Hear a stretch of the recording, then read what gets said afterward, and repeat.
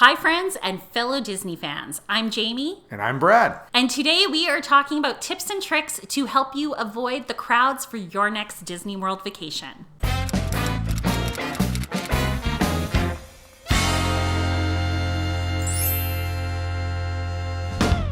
So welcome back to the Jamie Thomas Show, and like we just said, we're going to be talking about tips and tricks for how to avoid large crowds at your next Disney vacation. But before we get into that, let us tell you a little more about the channel. Like we said, my name's Brad, this is my wife Jamie, and she is a travel agent who specializes in Disney vacations. That's right. And so if you are interested in booking your next Disney vacation with me, you can find all of my information in the description below. And my planning services are completely free. Every week, we bring you content to help you as you plan your next Disney vacation. So if this seems like something that could be helpful to you, take a moment, hit that like button, subscribe, hit that bell button so that you get updates whenever we have content coming your way.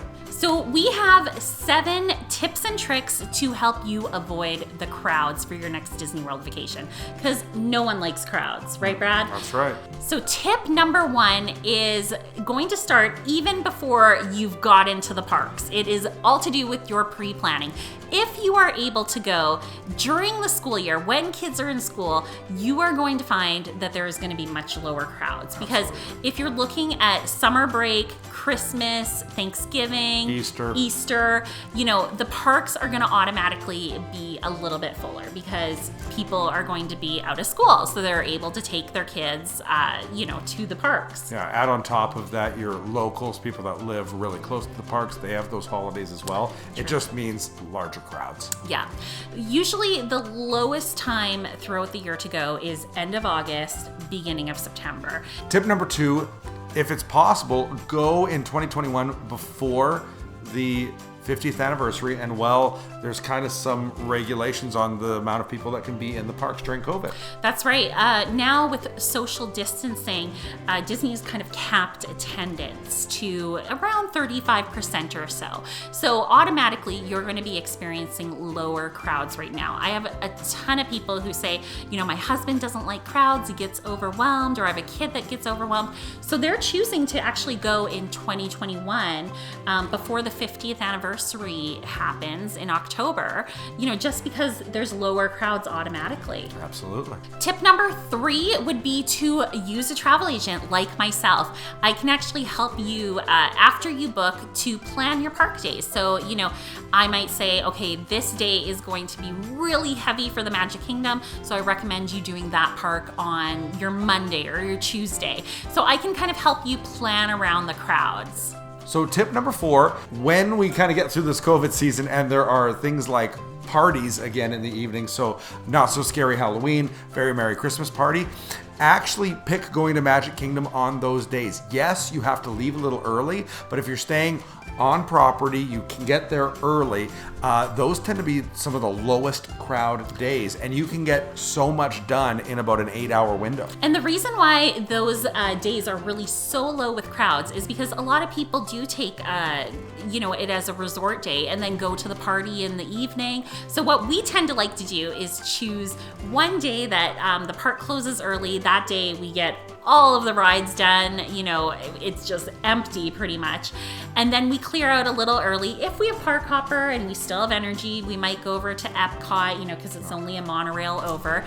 But then we'll spend another day, and that's when we really just focus on the fireworks. And that's why I always recommend doing 2 days at least at the Magic Kingdom. So tip number 5 is arrive early and stay late. Right. The park really starts to fill up around 11 in the morning. So if you can get there right at rope drop early in the morning, then you can really get a ton done before the crowds start to show up. And stay late. Look at what parks are staying late if you're there for a time when it's a later evening.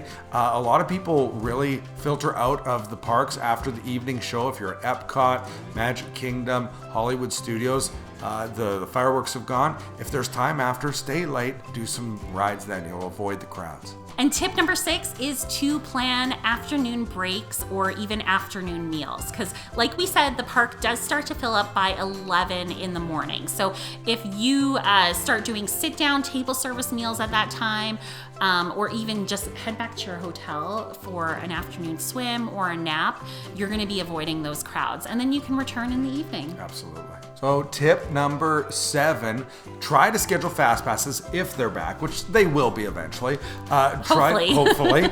Schedule fast passes during the busiest time of the day. So if you are still wanting to do stuff at the parks from that 11 till 3 part when the park is the most busy, try and get your fast passes into that time zone. Well, Brad, I want to use those up so I can get more fast passes later in the day.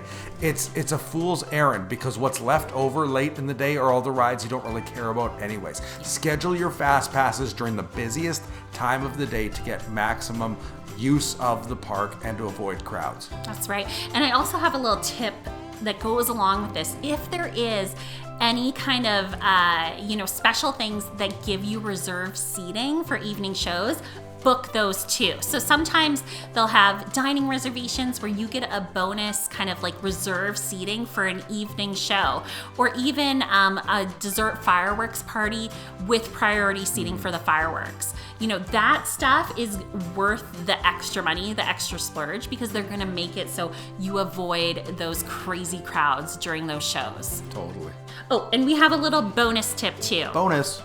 Is try to avoid weekends. So if you are doing like a resort pool day, I tend to like to put those on weekends just because the local crowds do tend to fill the parks more on weekends. Saturdays and Sundays are busy. Oh yeah, and especially during like Food and Wine Festival, like craziness. World Showcase is just like arm to arm. Don't do that during Food and Wine Festival on the weekend. Avoid it. So we want to thank you guys for watching. Make sure to take a moment and like this video, subscribe, maybe leave a little comment below on your little tip or trick for avoiding crowds. And as we've said before, my wife is a travel agent who specializes in Disney vacation. She helps you plan the most magical trip possible. And best of all, her services are completely free when you book with her. So if you're wanting even more specialized tips, tricks, and help on your vacation, contact her. Her email is jamie@clickthemouse.ca and her website is clickthemouse.ca/Jamie. Make sure to put on the form that you request me as your agent. And also, if you are looking for information on how to reach out to me, you can find all of my information in the description below. Thanks so much for watching, guys. Bye. Bye.